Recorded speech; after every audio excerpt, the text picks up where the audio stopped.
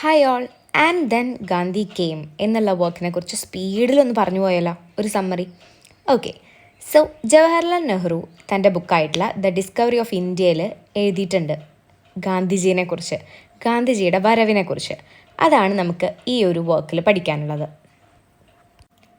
ഈ വർക്കിൽ നെഹ്റു എംഫസൈസ് ചെയ്യുന്നൊരു കാര്യം എന്ന് പറഞ്ഞു കഴിഞ്ഞാൽ ഗാന്ധിജിയുടെ ഒരു ലീഡർഷിപ്പിനെ കുറിച്ചിട്ടാണ്.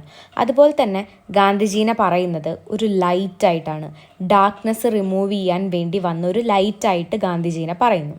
നെഹ്റു അതുകൊണ്ട് തന്നെ നല്ല രീതിയിലുള്ള ഒരു അസസ്മെൻറ്റ്, കറക്റ്റായിട്ടുള്ള ഒരു അസസ്മെൻ്റാണ് ഗാന്ധിജീനെ കുറിച്ച് നടത്തുന്നത്. നമുക്കറിയാം ഫസ്റ്റ് വേൾഡ് വാർ അവസാനിച്ചതോടുകൂടെ ആളുകളൊക്കെ എക്സ്പെക്റ്റ് ചെയ്തത് എന്തായിരുന്നു? സമാധാനവും സന്തോഷവും, ഇനി ഒന്നും ഉണ്ടാവില്ല, ഇനി പ്രശ്നങ്ങളൊന്നും ഉണ്ടാവില്ല, ഫുൾ സ്വാതന്ത്ര്യം, അങ്ങനെ ഒരു പ്രോഗ്രസ് ഒക്കെയാണ് ആളുകൾ ചിന്തിച്ചത്.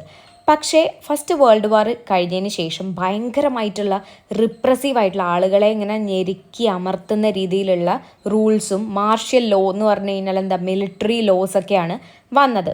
അതുകൊണ്ട് തന്നെ ആളുകൾക്ക് ഭയങ്കര ഹ്യൂമിലിയേറ്റഡ് ആയിട്ടുള്ളൊരു ഫീലിംഗ് ആയിരുന്നു. കുറേ ആളുകൾ അൺഎംപ്ലോയിഡ് ജോലിയൊക്കെ നഷ്ടപ്പെട്ടു. കുറേ പേര് ഭയങ്കര കൺഫ്യൂഷനിലായിരുന്നു.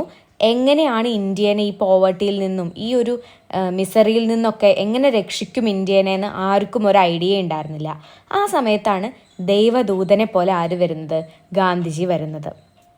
അപ്പോൾ പെട്ടെന്ന് തന്നെ ആഞ്ഞടിക്കുന്ന ഒരു നല്ല ശുദ്ധമായ ഒരു കാറ്റ് പോലെയായിരുന്നു ആളുകൾക്ക് എന്ത് തോന്നിയത്? ഗാന്ധിജി വന്നപ്പം തോന്നിയത്. അപ്പോൾ ആ ഒരു ആളുകളുടെ ഇടയിൽ തിങ്ങി നിറഞ്ഞിരുന്ന ആ ഒരു ഡാർക്ക്നെസ്സിലേക്ക് കുറേ അറിവുകളോട് കൂടിയിട്ട് ഒരാൾ വരികയാണ്. ഫിയർലെസ്നെസ്സും പേടി വേണ്ട എന്നുള്ള രീതിയിലും നോൺ വയലൻസും, അല്ലേ, അഹിംസ എന്ന മാർഗത്തിലൂടെ മുന്നോട്ട് പോവുക എന്നുള്ള രീതിയിൽ കുറേ ലെസൺസ് ആയിട്ടാണ് ഗാന്ധിജി വരുന്നത്. പക്ഷേ ഗാന്ധിജി ഒരു സാധാരണ മനുഷ്യനായിരുന്നു, ഒരു ഓർഡിനറി മാൻ ആയിരുന്നു.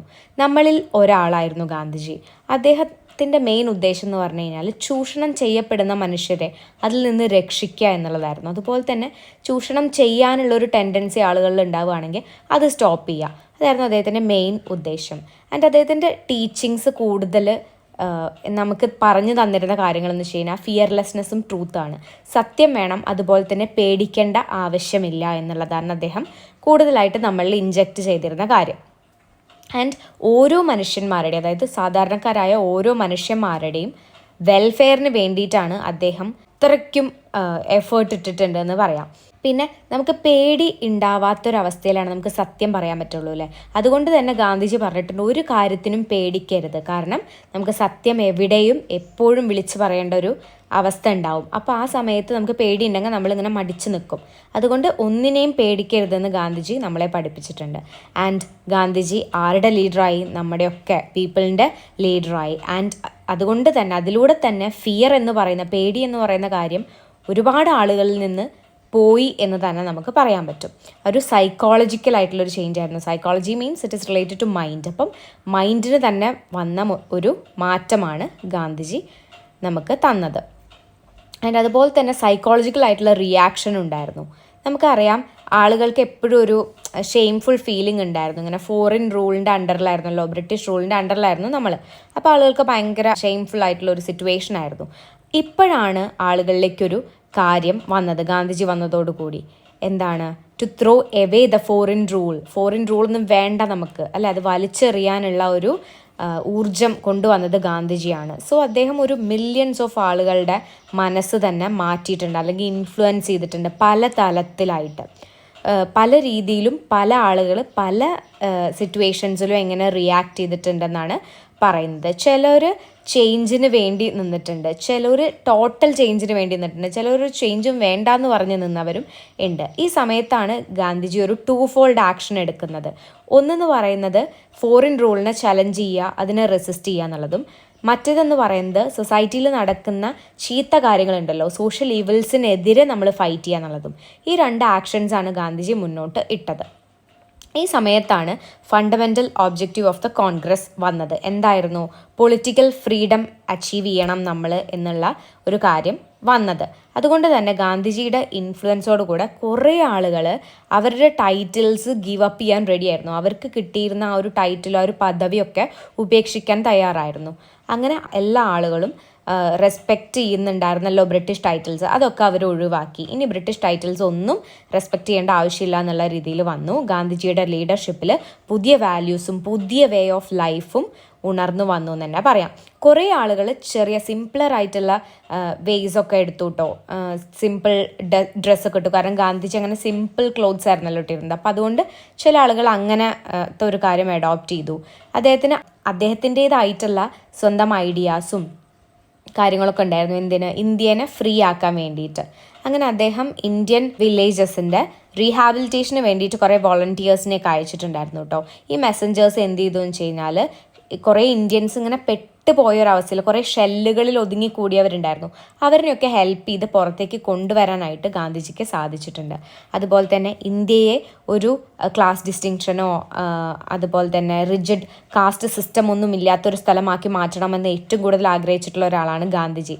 അതുകൊണ്ട് തന്നെ അദ്ദേഹത്തിന് അത് കുറേയൊക്കെ സാധിക്കാൻ പറ്റിയിട്ടുണ്ട്.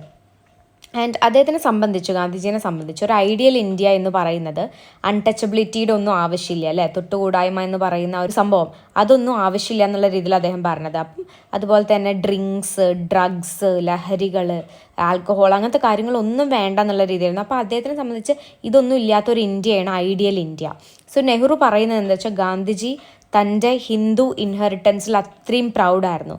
ഒരു യൂണിവേഴ്സൽ ഹിന്ദുയിസത്തിന് അത്രയും ഒരു യൂണിവേഴ്സൽ അറ്റയർ കൊടുക്കാൻ എല്ലാ റിലീജിയനെയും കൂട്ടി ഇണക്കിക്കൊണ്ട് ഇന്ത്യയിൽ ഒരു അടിപൊളി ദിവസങ്ങൾ കൊണ്ടുവരാൻ അദ്ദേഹത്തിന് സാധിച്ചിട്ടുണ്ട്, അങ്ങനെ വിചാരിച്ചിട്ടുണ്ട്.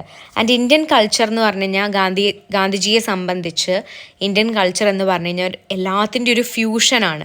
അതുകൊണ്ട് തന്നെ ഗാന്ധിജി കോമൺ ആളുകളെയൊക്കെ അട്രാക്റ്റ് ചെയ്തിട്ടുണ്ട്. കാരണം എന്താ, എല്ലാവർക്കും ഗാന്ധിജീനെ ഇഷ്ടപ്പെടാനുള്ള കാരണം സെക്യുലറായിട്ട് അദ്ദേഹം കൊണ്ടുപോകുമായിരുന്നു. ഒരു രീതിയിലുള്ള ഒരു കാസ്റ്റോ അൺടച്ചബിലിറ്റി അല്ലെങ്കിൽ റിലീജിയസ് ആയിട്ടുള്ള കാര്യങ്ങളൊന്നും അദ്ദേഹത്തിൻ്റെ മൈൻഡിലുണ്ടായിരുന്നില്ല. And he became the role model of everyone. അദ്ദേഹം പാസ്റ്റിൻ്റെയും ഫ്യൂച്ചറിൻ്റെയും ഒരു ലിങ്കായിരുന്നു. ഒപ്പോണൻസിൻ്റെ അടുത്ത് പോലും അദ്ദേഹം എങ്ങനെയായിട്ടുണ്ട്, ഒരു സൈക്കോളജിക്കൽ റെവല്യൂഷനാണ്, മൈൻഡിനെ കീഴ്പ്പെടുത്തുക എന്നുള്ള രീതിയിലായിരുന്നു അദ്ദേഹത്തിൻ്റെ ടാക്ടിക്സ് ഒക്കെ ഉണ്ടായിരുന്നത്.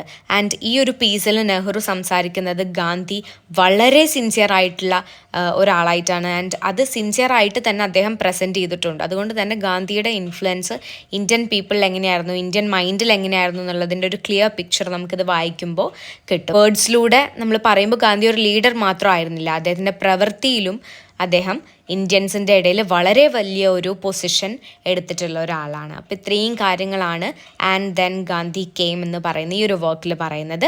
Now you can read the chapter thoroughly, so you will be able to understand everything that is mentioned in this chapter. Okay, so video ഇഷ്ടപ്പെട്ടാൽ തീർച്ചയായിട്ടും ലൈക്ക് ചെയ്യാനും ഷെയർ ചെയ്യാനും സബ്സ്ക്രൈബ് ചെയ്യാനും മറക്കരുത്. Thanks for watching.